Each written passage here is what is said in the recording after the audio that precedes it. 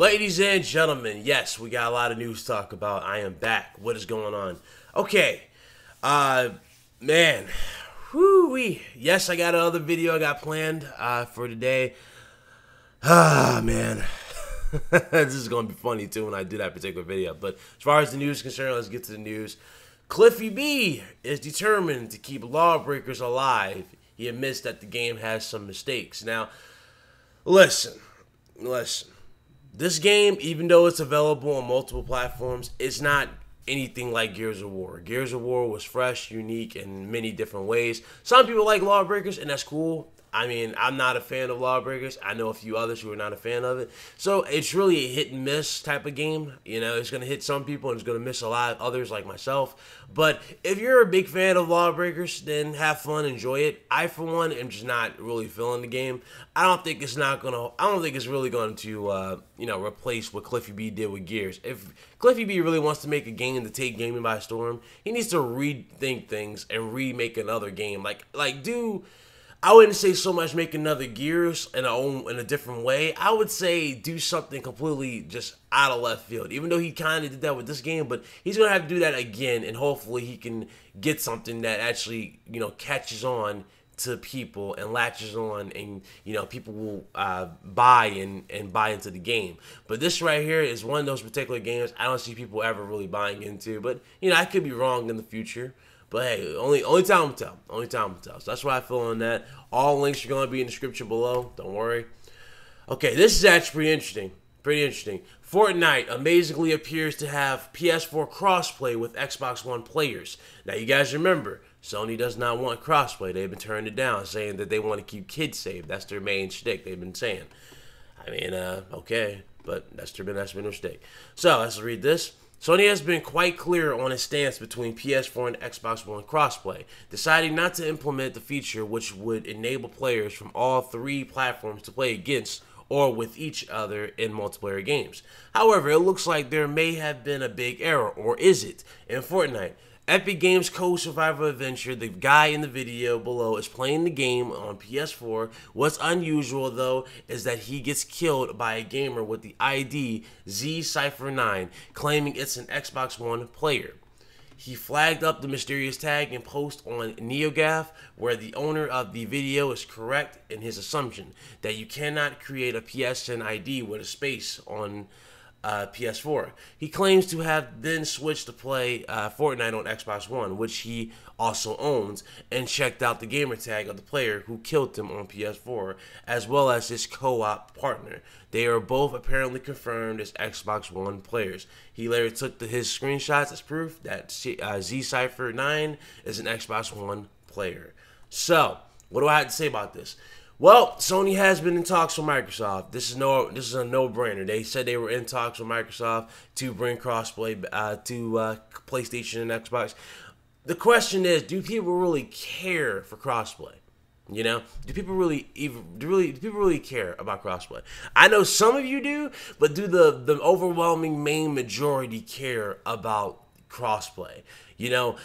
And really, most of these games that are taking advantage of crossplay, they're not demanding games, nor are they games to they're not like something big, like super major. Not like a Call of Duty, not like a Battlefield, not like not like that. There's no major games. It would be cool. Now, if it could lead to every game being crossplay, like the Call of Duties, the Battlefields, the Yu-Gi-Oh type games, all that, then I'm down with it. That's cool. But again, it's only available for a select amount of titles, people. A select amount of titles. A very, very select amount of titles.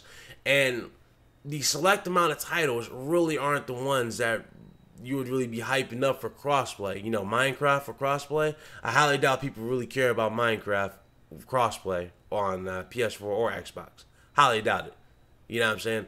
But who knows? Who knows? We will see as time goes on. We'll see if they actually get better, and we'll see if they actually implement more into what is important in the long run. So we'll see. Let's move on. Okay, Ubisoft CEO, Horizon Zero Dawn and Zelda copied our open world mechanics. I'll have to ask my accountant about that.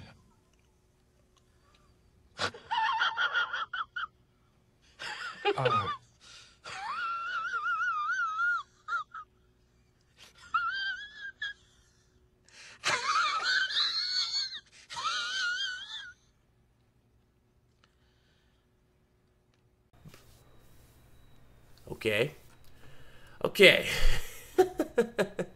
Let's see. In an interview with issue 311, VDG Magazine, Ubisoft CEO Yves Guillemot talked about his this open world game design formula and how games like Zelda, Breath of the Wild, and Horizon Zero Dawn have borrowed from their Ubisoft games. It's interesting because the Legend of Zelda Breath of the Wild took a lot of things that existed in Far Cry and other games or other Ubisoft games. I'm sorry, but did them perfectly. I think the most important thing is not the system as they are on; it's how they can be perfected, how they can give the player the best experience possible. The same system can't be in two games and not be seen as the same thing.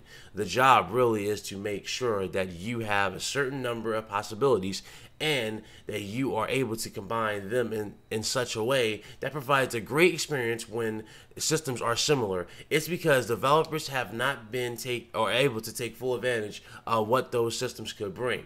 When a system is really good at providing fun, the team knows that that will work, and at the end of the day, that counts as the experience. But we're talking about more time on our games, or we're taking, I'm sorry, more time on our games, so that they are very different from one another.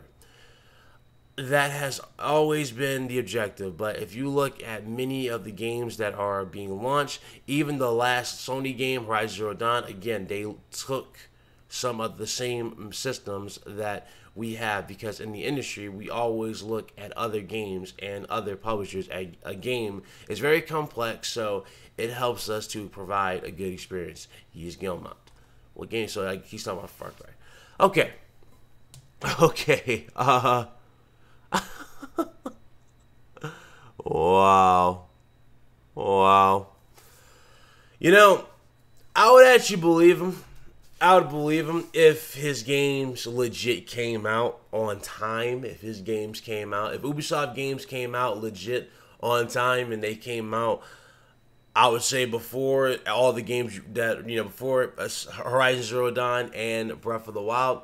The thing is, Breath of the Wild was in development for quite some time. It was in development for damn near 3 years. It felt like 3 or 4 years. That's what it felt like on the Wii U, because the Wii U didn't really have a major system, or didn't have a last. That was the last, hoorah to the Wii U, and that particular game legit was, they were, they were delaying that and making sure it worked. So I doubt Breath of the Wild stole anything from Ubisoft, and I really doubt Horizon Zero Dawn stole anything from Ubisoft. Ubisoft, on the other hand, let's be real here. If you look at their games, especially at E3 this year, most of the games are a bunch of recycled mechanics that we're known to love. For example, a game I'm looking forward to there is called Skull and Bones. Skull and Bones is the exact same mechanic. It has the exact same mechanics and the exact same style as Assassin's Creed when it comes to the boat combat. They legit like to rehash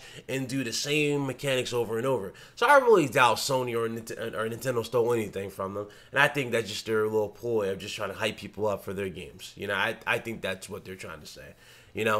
But if it did, I mean, it happens. It happens on everybody's account. It happens on Microsoft camp, it happens in Sony's camp, it happens in Nintendo's camp. It happens. If it does, if this is proven to be true.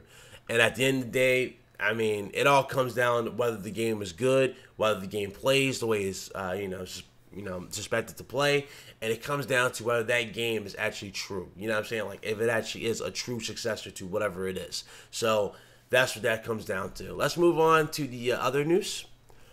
God of War PS4 upgrade system will be new and involve Norse mythology. Obviously, it's going to be new, and yeah, because it does have Norse mythology. But if you guys remember the upgrade system, if I'm not mistaken, it involved only weapons.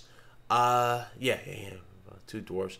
Oh, okay, that's cool. I didn't even read this. Hold on. The God of War God of War PS4 upgrade system will be different from past games confirmed, and will involve two dwarfs from Norse mythology. Now, you guys remember they said two dwarfs are the ones who made this axe, right? Like this, I covered that a while back. They said that two dwarfs made this axe, and that these two dwarfs are also the dwarfs that made Mjolnir from Thor. So, if that's true, and they made Mjolnir, and they made this, then now explain why this axe has the ability to come back to his user, as he as Kratos demonstrates all the time. He throws it at somebody, it either gets impaled in their skull and their faces, and like he does that Thor thing, was like, come here, and it comes back. That's cool, but it's hard to say what else could they possibly do with the powers. There's a lot of things they could do. But as far as the upgrade system, now if we look back, obviously back to like God of War 3, 2, most of the upgrade systems involve your weapons, nothing else, not like your character. So I wonder if they're going to add upgrades for your character, like stamina. Since it looks like this is a lot more story driven, and it looks like there's a lot more to you as opposed to the weapons in general. Will they have upgrades for you that like make you move faster, make you run around the world, make you decipher these ruins faster? Good questions. We shall see. Let's go ahead and read this, and let's get on to the last our news for the day. All right. With Sony Santa Monica upcoming PlayStation 4 God of War taking on a new story and new setting, some fans might have been wondering how the upgrade system for combat will work. Will it be the same as in the past games, which I just mentioned, where you get orbs and choose which moves to buy? While we don't know we don't know every exact detail, we do know the God of War PS4 upgrade system will be new and have Norse mythology focus, obviously, because they're in Norse mythology. In the October issue, number 140 of the official PlayStation magazine, Sony Santa Monica revealed that the God of War PS4 upgrade system will be new and will involve Norse characters, Brock and Atiri, who will help with the weapons and skills upgrades for Kratos. Brock and Atiri are dwarven brothers who forge weapons in Norse mythology and is responsible for forging Mjolnir, Thor's hammer. It is said that one of the two has already been shown in one of the E3 trailers. We're gonna have to look at those because I haven't seen one.